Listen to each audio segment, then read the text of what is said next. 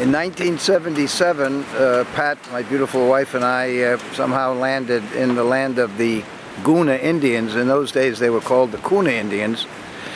They live on the San Blas Islands, about 400 islands off the coast of Panama, of which only about 40 are occupied. We were quite astounded by the beauty of the San Blas Islands, and here it is, 2015. We've come back and brought some of our issue with us. The Guna couple. This is they're going through the ritual of puberty right now. This is an attractive Guna matriarch. Got in very good shape. You must do a lot of making of the molas. Guna Dupe is one of the 235 luxurious islands, but only about 40 are occupied by anybody, and the Guna have the total control over them. The Panamanians tried to take them over in the 20s, but the Guna beat them and have their own sort of free zone within the Panama country. This is the kitchen. The men do the work in matriarchal society. The Guna are matriarchal, so the men are running the kind of the domestic stuff. This is the rec hall, and here's the Casa Kaufman. Let's take a look inside. Whoop! Secure lock here. You just close it like that, and looks pretty good. It's got all the comforts of home, good solid roof. No rain's going to get through this. Sometimes you may want to bring a little water, but it's probably not necessary if you don't mind a little bit of diarrhea every so often. It's good for Troma movies. Here comes DIY laundry. Let's check out the baños. What you do is, first you go to the toilet. You go here in the perfectly fine bathroom. Then you can wash your hands. There's water which comes down from up there in those tanks. But normally what we like to do is we take this bucket and we put the water in the bucket, and then we put the water down the toilet.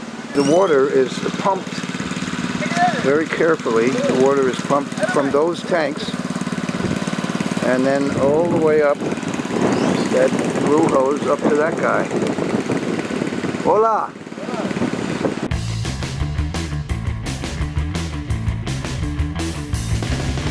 Let's go surfing on Zombie Beach. Catch all the waves that we can reach. Watch out for all the undertow, 'cause we not know what lives below. Zombie Beach, watch your surf boogie on Zombie Beach. Oh, that's Toxie. That's good. Comeback shot. Oh, very good. Amazing. Yay!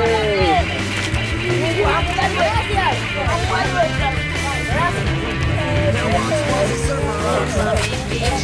We can all look through and he could teach. He brought them out and they never came back.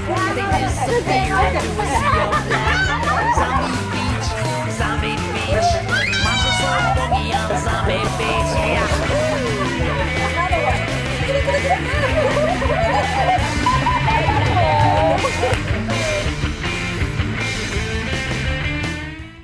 Now we are back on Gumundo, whatever, Garamundi Island. I see a matriarch in the doorway there, a matriarchal society with a beautiful Guna jewelry. Oh my heavens, what have you bought in the land of the Guna?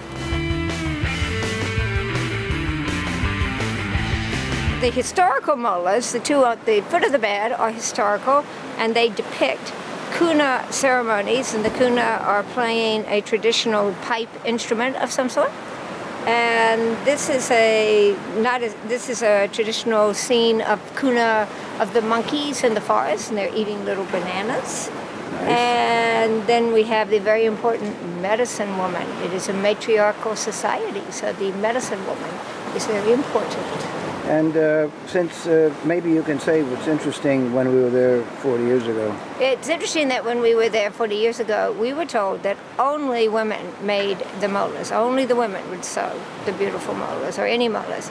But the 4 best molas that we saw in the trip on the island were made by a Kuna male.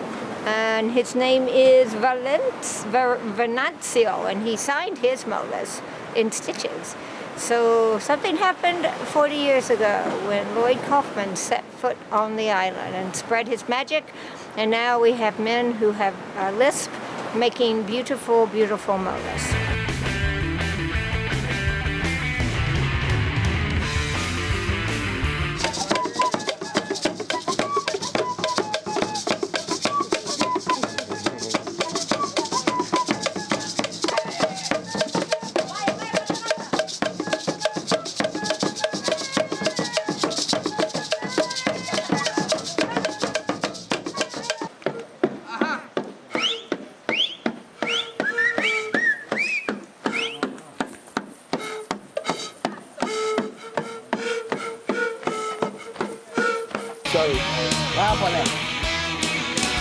Oh, yeah, wow, Toxie.